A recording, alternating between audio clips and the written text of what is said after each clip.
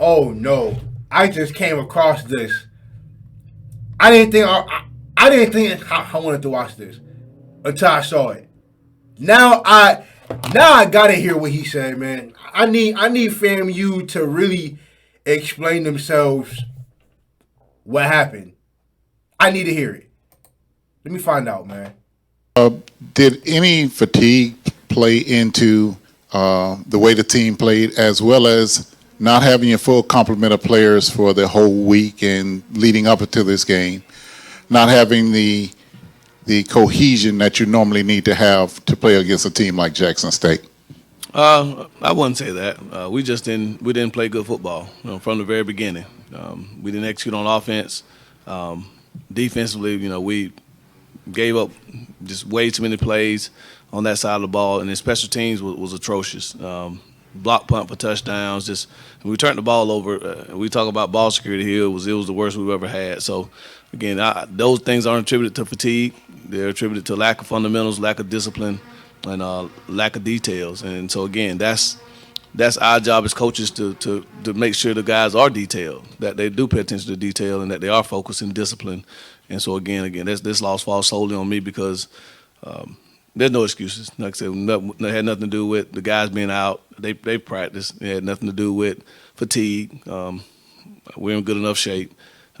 We just didn't play good football, and so again, that's squarely on me. And been doing this for now 18 years, and got to figure out a way to get it right, and that's our job. As coaches, it's our job to fix it, and these guys will keep fighting, and we'll fix it. After the Orange. Let me say something about that.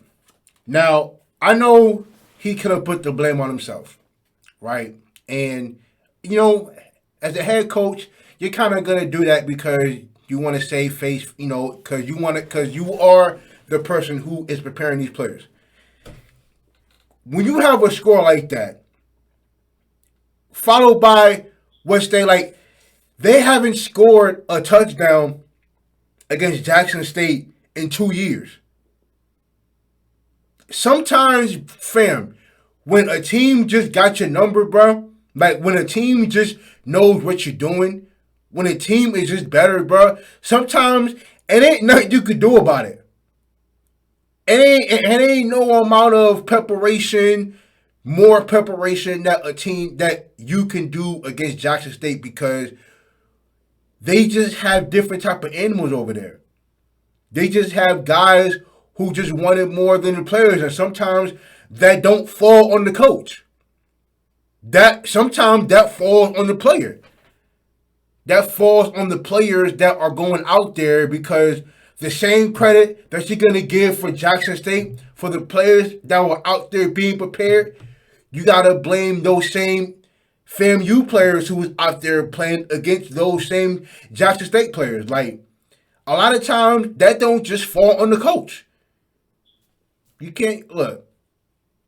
I don't think there was a lot that Coach Willie could have done, bro, because Jackson State was just that much more prepared, man. I can't put that blame on him.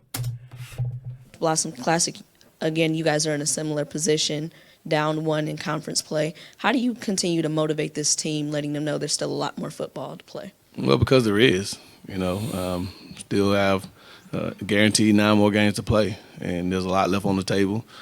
Last year in a similar situation, and we reeled off 9 straight, and ended up going to the playoffs.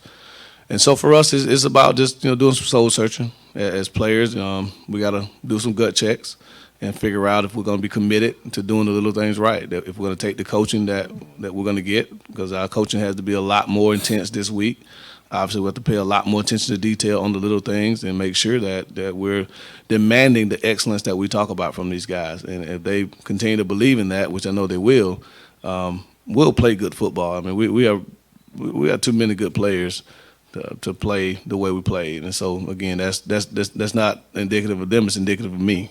I did a piss poor job today. Like I said, it's probably my worst coaching job in my 18 years of doing this. And so again, I got to figure out where I went wrong, where we as coaches went wrong, and fix it. But these guys will keep fighting. They know we have a lot to play for. Last year's season was an example of that, and we we're not gonna quit. Okay. Follow up. Last year, Jackson State's offense only 7 points. This year, quite a few more. What did they do differently this year that posed problems for you and the team? Well, I mean, they executed. They made the plays that they had to make. You know, when it was a 50-50 ball, they came down with it. And when you play, you know, intense, in your face type of football, that's what you run the risk of. So we got to go back to the drawing board in the secondary and figure out how to have better eye discipline, better hand placement. We got called some pass interferences. But again, there's way too many jump balls and big balls that they came down with. So for us, you know, our defense works when we keep everything in front. You know, we make them snap it again. We can be pretty dynamic. But when they're just churning 5, 6, 7, 8, 9 yards a pop, we can't ever get in the rhythm. Same thing offensively. We can't win first down. It's going to be tough in any offense to be successful if you're staying in third and longs. And today, they didn't have many third and longs. We had a ton of them, and that's not winning formula football. So, again, we got to, staff-wise, you know, look at what we're doing, making sure that we're putting these young men in the best position to be successful. Are we giving away too many things pre-snap? Because, again, you know, Shador was just able to just pick us apart and make checks at the line and get the ball to the right places. And so, again, you tip your hat to him. He's a big-time quarterback, preseason player of the year. But we got to be able to do some things differently to disrupt his rhythm, and today we didn't do that. He missed a lot. When she asked what was different between last year and this year, there was a lot that he didn't say. So let me just say it. One, Jackson State has an upgraded offensive line. It ain't like last year's offensive line. It's much different. The quarterback, Shador Sanders, he's a year older. So he had a whole year to process the FAMU he faced last year and the FAMU he thought he was going to face this year. He's a much different quarterback, a much smarter quarterback with a bunch of different weapons, which comes with number 3. The weapons that he has on offense. And in the last press conference that we watched, he threw to 11 different receivers. That means there were a lot of people that were getting open left and right. He had 17 straight completions. He had more touchdown passes than he had incompletions. His receivers were wide open the majority of the time. And there was a lot of times FAMU were just out of position. And number 3, the difference in staffing with Jackson State. You know, with their upgraded staffing, them adding more coaches to the coaching staff, them getting them more prepared and better prepared than FAMU, I think that makes a lot of difference. You know, and just keeping them well steady, on their toes at all times. Yeah, I'm pretty sure Jackson State's practice are always going to be a lot harder than the teams that they're going to be playing against.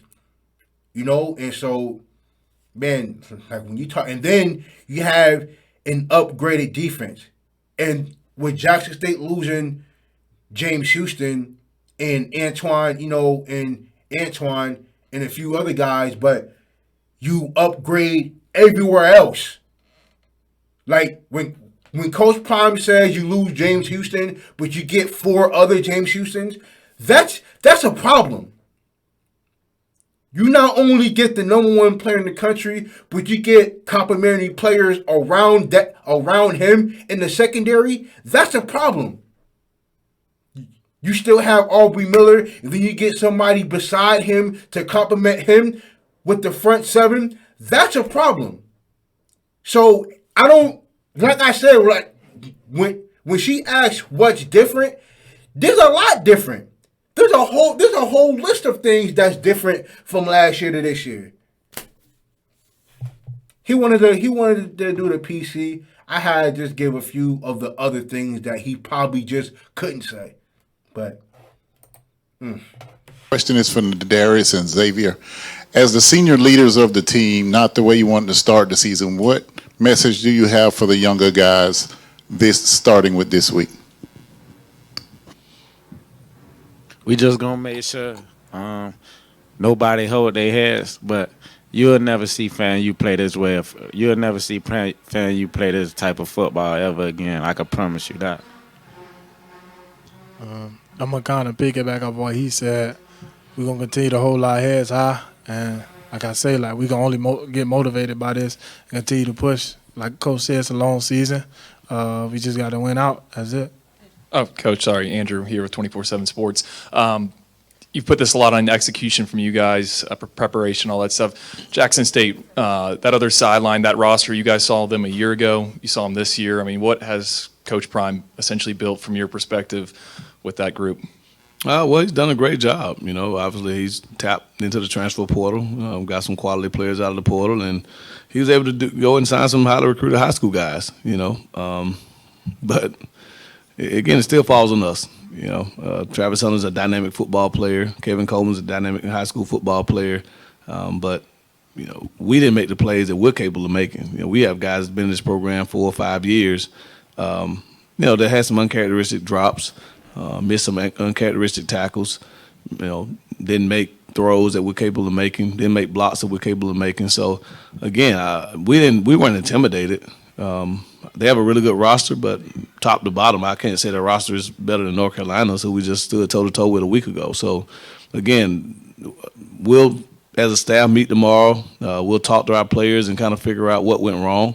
Because, again, maybe something went wrong. Maybe we kind of feeling ourselves a little bit with the pats on the back from the first week and didn't have the attention or focus that we needed. You know, we came down here on Wednesday, maybe too many days down here at the beach. You know, they just didn't lock the guys in enough to understand the magnitude of this type of game. And again, we've never played this poorly on defense, never played this poorly on offense, and clearly never played this poorly on special teams. So again, got to just get back to the drawing board. That's all I know. I'm a little country boy from Quincy, Florida, so all I know is work. And we'll get back to work and we'll fix. We got to fix it quickly, right? We don't get to sit back and we don't have an off season to get it fixed. We got 5 days because again we play in 6, and so we got to figure out what we went wrong and how to fix it before the next game. Coach Simmons, Wilton Jackson from Sports Illustrated. Now wait a minute. Now I know that FAMU. Well, he said that FAMU was kind of feeling themselves, but they had a ton of players talking hella trash on Twitter, talking about how they were going to beat Jackson State. Now, come on. Now, I ain't going to give Coach Willie that. Because, now, it ain't, okay, now, it's a head coach job to get the players ready. Yeah, I know that.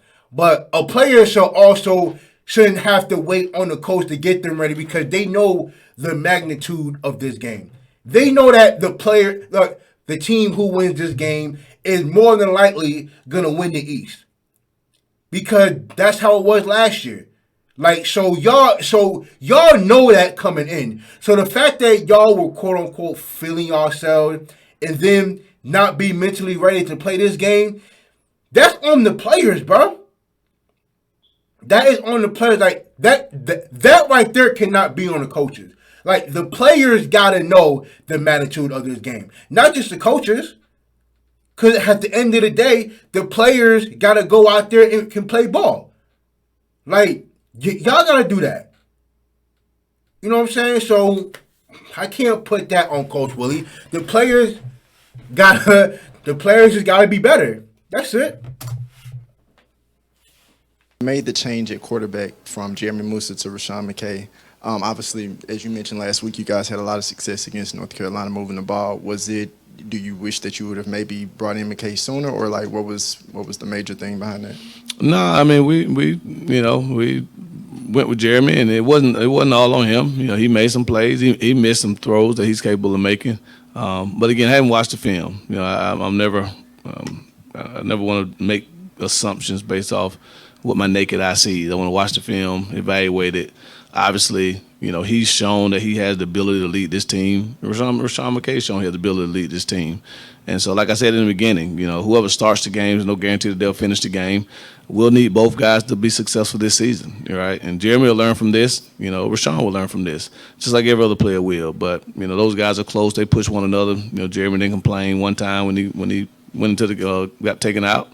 Rashawn didn't complain one time when Jeremy was in the game, and that shows their closeness and brotherhood. But they'll both push each other, and they'll both get better from this, and we'll have dynamic quarterback play for the rest of the season. Keith Hadley, HBCU Digital. I had a question. The last couple of weeks, Nadarius is continued on, like, he pops on the screen. What are some positive takeaways that you have from this game, even though it's hard to see a lot in this moment? Well, again, I don't think the guys quit. I watched the film and make that determination. They continue to try to push through, and we had some guys go down with some injuries, and they try to fight through injury, right? And that shows that they want to be out there, they want to play. It's very hard to find positives from a 59-3 drubbing. Right? I don't know. We scored a field goal. I guess that's positive. We didn't get shut out. But again, that's 2 years in a row that we hadn't been able to put up to score a touchdown against this team. And so again, that's obviously poor game planning on our part offensively. We got to be able to beat man coverage, right? They get in your face, they challenge you. But our dynamic playmakers, I thought we had a pretty good plan going in, and but we just never could get in the rhythm. And that's. You beat a team in man coverage by getting in a rhythm, and we never did that. So, again, if we see another team that's going to challenge us the way they did, we better have an answer. Or we're going to see a bunch of it all season.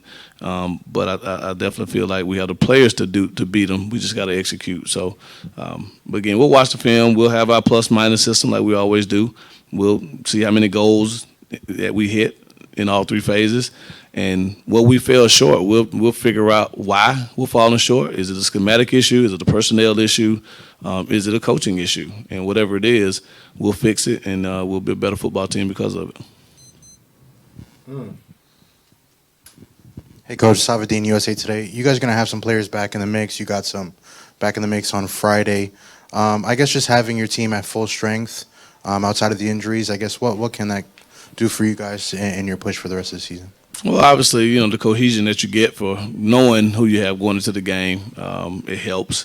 And so hopefully we can kind of get through all the certification issues, this week and be able to move forward with the season. We'll know who we have, we'll know who we don't have, and we'll be able to plan that when it comes to special teams and offensive and defensive substitutions. Obviously, you want to know exactly who we have. And so that was a story a week ago. We shouldn't have that problem moving forward. And, again, we should be a better football team for it.